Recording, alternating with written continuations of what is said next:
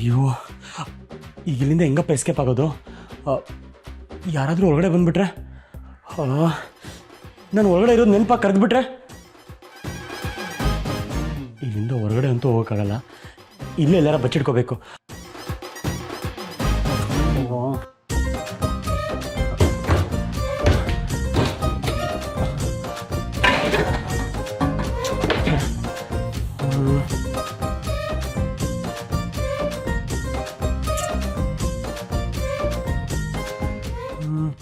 ಏನು ಮಾಡೋದು?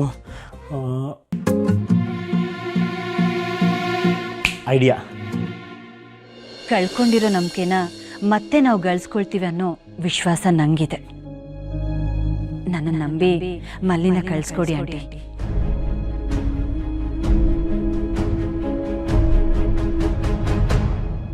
ಅಯ್ಯೋ ಅಮ್ಮ, ಆಗ್ಲಿಂದ ಮಾತಾಡ್ಸ್ಕೊಂಡೇ ಇದ್ದೀವಿ. ಏನಾದರೂ ಕುಡಿಯೋದಕ್ಕೆ ಮಾಡ್ಕೊಂಬರ್ಲಾ?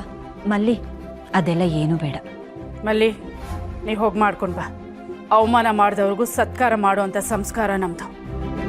ಅವ್ರು ಬೇಡ ಅಂದರೆ ನಾವು ಸುಮ್ಮನಿರೋಕ್ಕಾಗತ್ತಾ? ಹೋಗು.